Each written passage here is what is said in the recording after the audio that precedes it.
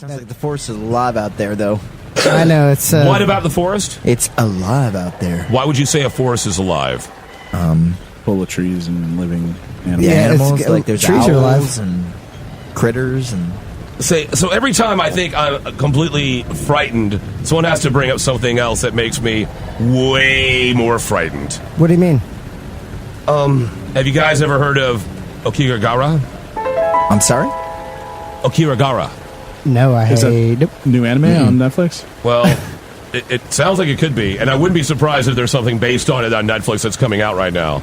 Okay. But let me tell you about the Aokigahara, which I'm saying I'm totally just destroying that name because, as I brought up earlier, I'm from Florida. Sounds good. Let me tell you a little story.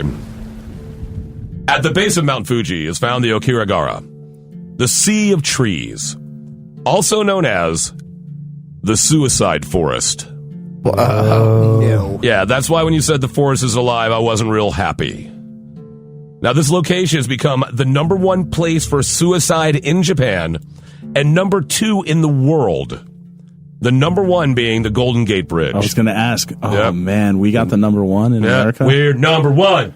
We're number one, and we're not USA. too happy about it. I'm actually kind of sad. Yeah, I know.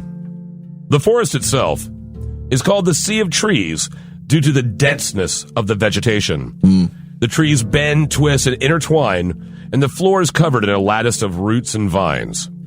Certain areas are so dense that light and wind can barely filter through, Man. creating an extremely somber mood. It's getting a lot of good fertilization from all the... Oh, yeah. That's why it People- continues. It has its own ecosphere almost. And this is where? This is located... At the base of Mount Fuji in Japan. Obviously geez. not the tourist side. You'd be surprised. People venture to this area a lot. Ooh. And one visitor described the silence as chasms of emptiness. And she said that it was so silent that her breath sounded like a roar. Wow. Now, because of the ambience and other factors to be discussed a little later, it has become a destination to those wishing to leave this life. Not only does the density of the forest make navigation difficult, because of high concentrations of iron and other metals in the soil, because it's at the base of a volcano and there's a lot of lava, old lava in there. Old lava. How you doing? My name's Old Lava. Cell phones and GPS devices almost fail. Cell phones and GPS devices often fail in the area. Officials perform yearly searches for bodies and tend to find up to 100 corpses a year. A year? Wow. And they just... So this is now routine for them. This is like very- a job of some guy has to get up in the morning and be like, all right. Oh, no, wait. Is this like a once-a-year sweep where they're like, oh, Every we day know they there's gotta go 100, out? or is it like somebody's like, oh, shit, it's Wednesday? Well, no, as I explain later, there are people out there constantly trying to look for people trying to kill themselves as counselors and stuff, but they do a once-a-year full-on sweep with multiple people they go through just trying to clean out all the corpses. Man, And so awful. they're like up to 100 a year. Now, That they find. Now, some say the reason that became the popular space it was because there's a 1961 novel called Kirai Jukai, once again, destroying the name, Nailed it. where a heartbroken lover enters the forest to end her life. It popularized the sad tradition of the suicide forest. To add gasoline to the fire, a 1993 book called, check this out, The Complete Suicide Manual. Wow. Someone came to a publisher and said, hey, I got the Complete Suicide Manual. And they're like, bring it. That sounds like a seller. Yeah, Yeah. but it's such a prevalent thing in like Japanese culture. Like there's a movie Suicide Club. Yeah, it's and all not- Oh, and that. that's been an issue because of, things like the seppuku with the samurais and Harry Carey. Yeah, the seppuku. Harry Carey. That's Seppuku. Yeah. Seppuku. Excuse me. And it's looked as sometimes with especially with an older generation that it's looked at as a way to solve your problems or to admit your mistakes. Yep. Wow. They're like, oh, he killed himself. Oh, well, good for him. And so that's not the best way to have a society. I'm just guessing. Now, in the Complete Suicide Manual, it calls the suicide forest the perfect place to die. Wow. To which officials have overseen the forest responded, thanks. Since its release, It's like national historic parks, and like people like give it 1 star, and it's like, I don't know why this hunk of dump was ever relegated to National Park Service. It sucks. People get mad at forests. My stepmother once said that she doesn't even consider the Atlantic a real ocean. And I said, did you just diss an entire ocean? I mean, seriously, an entire ocean. Meh. That's a pettiness right there. Yeah. That is petty. Now, since its release, back on track. Let's do it. Now, since the release of the complete suicide manual, the manual has been found at dozens of locations of suicide victims in the forest. So people would take the book with them into the forest. It would be found next to their corpse. However, these books aren't the only source of the suicide forest's eerie legacy. In the past, during times of famine, families would practice ubasute. Once again, destroying it, ubasute. In this practice, families would lessen the number of mouths to feed by taking elderly family members and basically dropping them off in a secluded location and leaving them to die from either dehydration, starvation, or exposure. What is that called? Like the Last Hunt. Ancestry. It was on that episode of Dinosaurs. When It's called Screw You, Grandma. That's what it's called. Normally, you're supposed to take on that responsibility as, the grandma or grandpa. You put on your big shawl and you're like, all right, kids, I'm going out to find you some whatever. I'll be back. And they know. Man, you have some messed up family reunions, Kaz. They're small. Those people are... Real easy to cater. Real easy to cater. We just get a couple of footlongs. How many people are going to be there? One less. Just go down to the Philly Cheesecake Factory and... They would leave their family members to die from either dehydration, starvation, or exposure. And the suicide forest became a popular location for this grim practice. Many claim the ghosts of hundreds of elderly people now haunt the forest. Hikers have claimed to hear disembodied voices that whisper to them. You didn't hear that? Okay. All right, okay, I'm sorry. I'm sorry. Maybe it was the chicken. Now, the voices would attempt to lead them deeper into the forest, and even sometimes encourage suicide. Jesus. It's even been said that the forest is the home to the Tenju, bird-like demons who float through the trees as spectral beings, who just glide between the trees and terrify anyone around them. Yeah. Because they're demon birds. Yeah.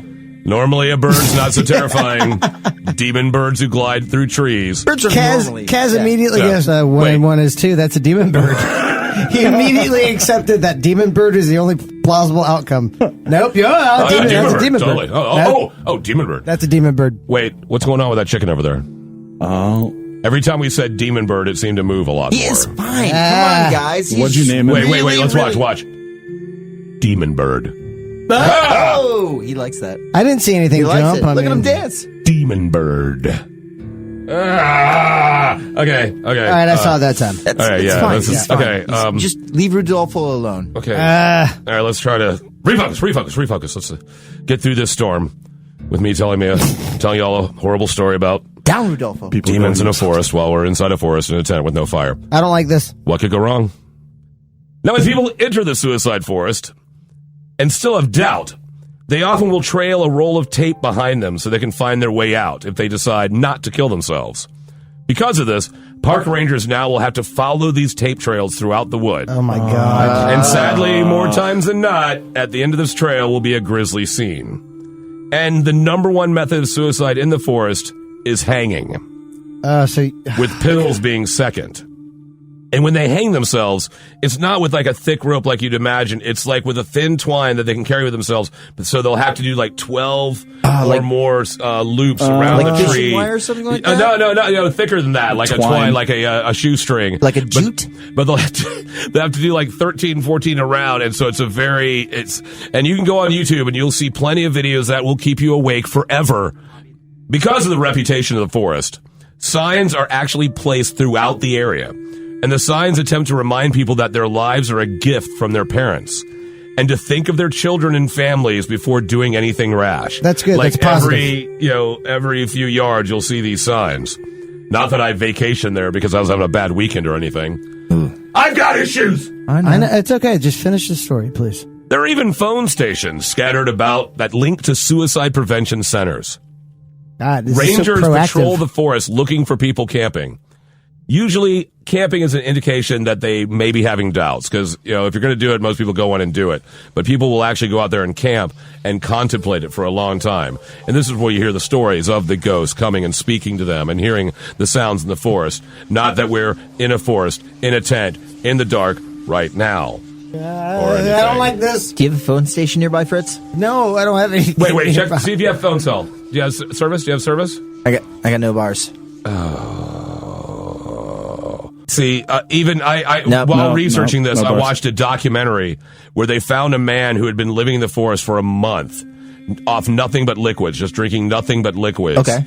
And they luckily got him out, and he survived. Luckily, so we might have a chance. All right. Now, and like we talked about, it's just that they're trying to change the view that of the old Japanese culture about suicide. To take it away from it being an honorable way to die at all. And because, for example, to show how it's still affecting them, after the 2008 financial crisis, in January 2009, there were recorded 2,645 suicides. Damn. What, in January? Yeah, just in January alone. Because of the financial crisis and people feeling like they have, no reason to live. Dishonored their family. Jeez. And so they're with education, PR outreach, ads, and, just things denouncing the act of suicide. They're trying to do everything they can to, change the culture of suicide in Japan. However, now, with the release last year of a film called The Forest, that tells the tale of a woman going to the suicide forest to find her troubled twin sister, the legend and, sadly, the allure of the suicide forest seems far from over. Man, that is creepy and very sad. Very lonesome and sad and depressing. It does not seem to be like the number one fun time vacation hotspot, shall we say.